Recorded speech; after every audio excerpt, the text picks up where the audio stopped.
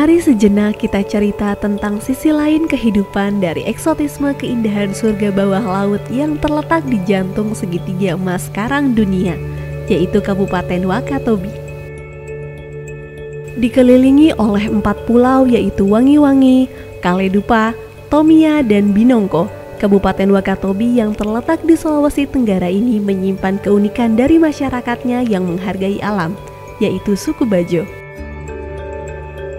Dikenal sebagai orang laut karena bergantung dan menghabiskan hampir seluruh hidupnya di atas laut, menjadi alasan mengapa masyarakat suku Bajo hidup berkelompok di atas laut.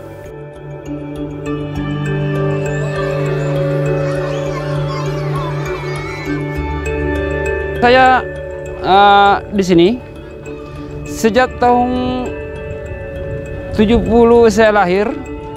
Saya mengikuti orang tua. Di sini kita membuat pondok pertama. Jadi lama-kelamaan datang dari penjuru, dari Mola, kemudian dari Mantigola. Lama-kelamaan jadilah perkampungan. Disitulah terjadi satu desa, yaitu namanya Desa Sambabahari. Penduduk di sini 400-an lebih. Kemudian jiwanya ada 2017 jiwa. Keunikan dari perkampungan suku Bajo ini yaitu di mana halaman rumah masyarakatnya adalah lautan yang luas dan transportasi yang digunakan berupa perahu. Rumah-rumah mereka disusun dari batu-batu karang dan tiang-tiang pancang di tengah laut. Karena mereka menggantungkan hidupnya di laut, kebersihan lingkungan menjadi hal yang sangat penting untuk dijaga dan dilestarikan.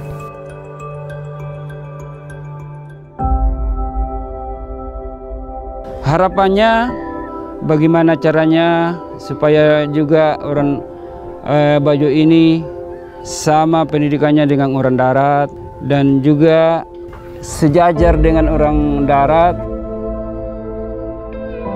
Bajo atau orang Bajo yang kita kenal selama ini hidup di laut dan dulunya nomaden, pindah-pindah, sekarang sudah menetap di pesisir maupun di laut dangkal dan di pulau kecil.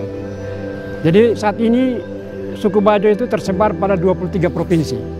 Hampir semua pulau di Indonesia ini ada suku Bajo di situ. Tapi yang dominan ada beberapa provinsi, yaitu Provinsi Sulawesi Tenggara, Sulawesi Tengah, Sulawesi Selatan, Sulawesi Utara, NTT, NTB, Jawa Timur, dan juga Kalimantan. Informasi dari teman-teman se-Indonesia yang kami himpun, itu kita memprediksi kurang lebih 7-10 juta lah, kurang lebih masyarakat Bajo yang ada di Indonesia itu.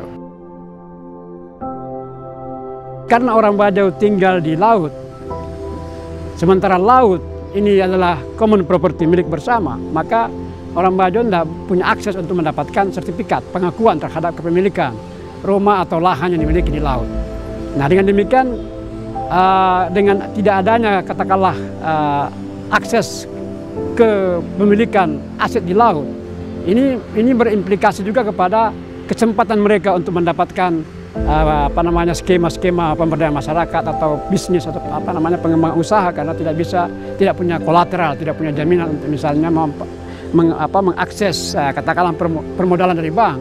Nah, oleh karena itu saya kira keberadaan daripada ATR ini atau BPN ini menjadi sangat penting bagaimana memikirkan model kepemilikan aset tanah atau air yang di laut itu, sehingga secara hukum itu sah begitu dan bisa digunakan oleh masyarakat kita, masyarakat Bajo. Kementerian ATR BPN tidak dapat berjalan sendiri dalam menyelesaikan persoalan tersebut. Masalah kepastian hukum bagi masyarakat pemukim di atas air seperti suku Bajo perlu diselesaikan bersama antara lintas sektor.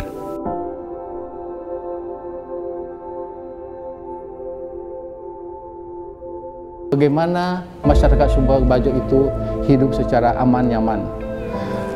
Dengan apa? Dengan memberikan suatu kepastian hukum, negara hadir di dalam melindungi terkait aset yang mereka tempati. Kemudian bagaimana masyarakat suku Bajo itu menjadi responsif melestarikan lingkungan hidupnya.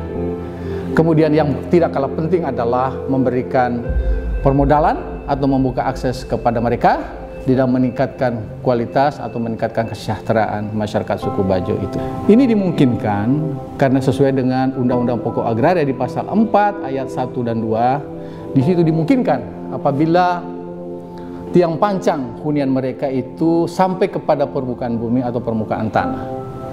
Dan apabila tidak sampai permukaan bumi atau permukaan tanah itu, maka mereka dapat diberikan hak atas tanah pada ruang atas, ya.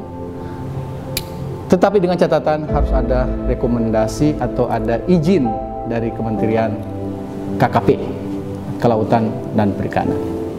Untuk itu kita sangat mengharapkan keterlibatan masyarakat, pemangku kepentingan di dalam mencari solusi-solusi konkret di dalam mewujudkan atau menjamin masyarakat adat, masyarakat suku Bajo tradisional dan masyarakat lokal itu terjamin atau terlindungi hak-haknya, diberi kepastian hukum, dan tentunya menjamin kelestarian lingkungan hidup.